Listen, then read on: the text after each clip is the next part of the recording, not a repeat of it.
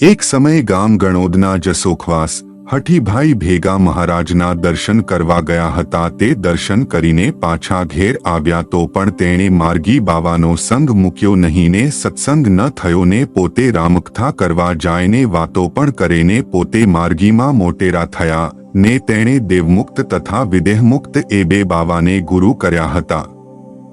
તેને એકવાર શરદ ઋતુમાં તાવ આવવા માંડ્યો. તે દેહની ખબર પણ રહી નહીં. ત્યારે જમના દૂત તેને તેડવા આવ્યા. તે જોઈને પોતાના ગુરુઓને સંભાળવા માંડ્યા તો પણ જમ મારતા બંધ ન રહ્યા. ત્યારે તે રામ રામ કરવા લાગ્યો. ત્યારે જમ કહે, તે રામના નિયમ તો એકે પાળ્યા નહીં તો આ સમયે તે શું કામ આવે?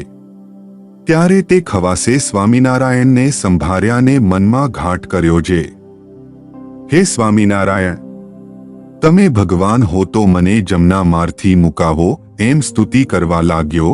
તે વખતે મહારાજે બે સાધુને મોકલ્યા. તેના જસાભક્તને દર્શન થયા કે તુરત જમ ભાગી ગયા.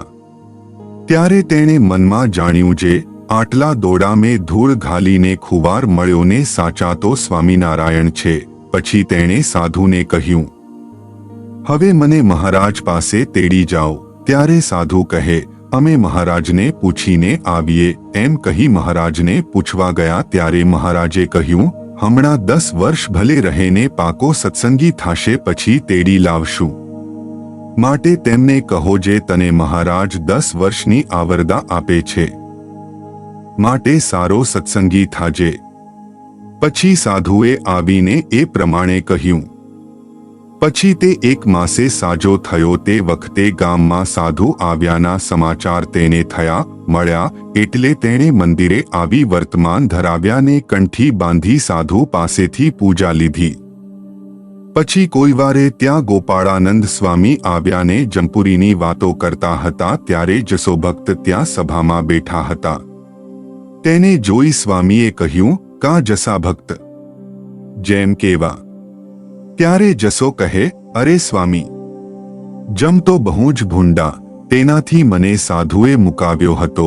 પછી સ્વામી કહે, હવે ખબરદાર થઈને વર્તમાન પાળજો ને મહારાજની સર્વોપરી ઉપાસના રાખજો. પછી જસે બરોબર નિયમ પાળવા માંડ્યા ને તિલક કરે. તે જોઈને તેના આગળના ગુરુ હતા તે બળી મુવાને જસાભક્તને ઘેર લાંઘવા સારું આવ્યા.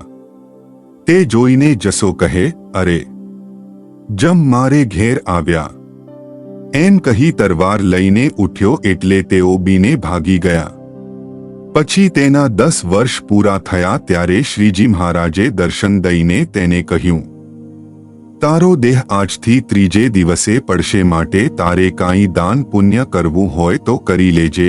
ત્યારે તેણે પોતાના દીકરાને કહ્યું, આજથી 3જે દિવસ મારે ધામમાં જાવું છે. માટે મારી વાસે જૂનાગઢ એક રસોઈ આપજો. એન પછી 3 દિવસ પૂરા થયા. ત્યારે વિમાન લઈને શ્રીજી મહારાજ તેને તેડવા આવ્યા ને વિમાનમાં બેસાડીને લઈ ચાલ્યા. ત્યારે માર્ગમાં સિદ્ધિઓનો લોક આવ્યો.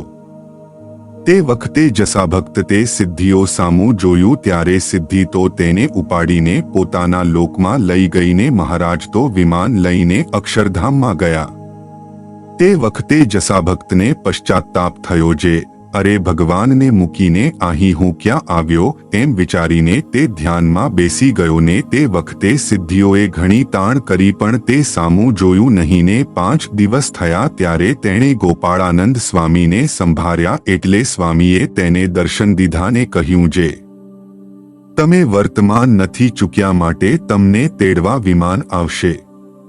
તેમાં તમે બેસી જજો, તમને ધામમાં મહારાજ રાખશે, તમે મૂંઝાશો નહીં. એમ કહીને સ્વામી પાછા અક્ષરધામમાં ગયા. તે સમયે કોઈ હરિભક્તને તેડવા સારું વિમાન લઈને મહારાજ ગયા હતા. તે તેને તેડીને પાછા વળ્યા ને સિદ્ધિનો લોક આવ્યો. ત્યાં વિમાન ઊભું રાખ્યું. તેમાં જસાભક્ત ચડી બેઠા ને અક્ષરધામમાં ગયા. જય સ્વામિનારાયણ. આ ચેનલનો મુખ્ય ઉદ્દેશ્ય ધર્મનો પ્રસાર કરવાનો છે તથા ભગવાન સ્વામિનારાયણની અલૌકિક લીલા અને સારા વિચારો લોકો સુધી પહોંચાડવાનો છે, જે જીવનમાં શાંતિ અને સુખ તરફ દોરી જાય છે. આ ચેનલ પરથી જે પણ ધનરાશિ પ્રાપ્ત થશે તેમનો ઉપયોગ સમાજ સેવા, ગૌસેવા તેમજ લોક ઉપયોગી કાર્યોમાં થશે. ચેનલ સહજાનંદ ગાથા સબસ્ક્રાઇબ કરો, વિડિયો લાઇક કરો અને હા, તમારા મિત્રો સાથે શેર કરો.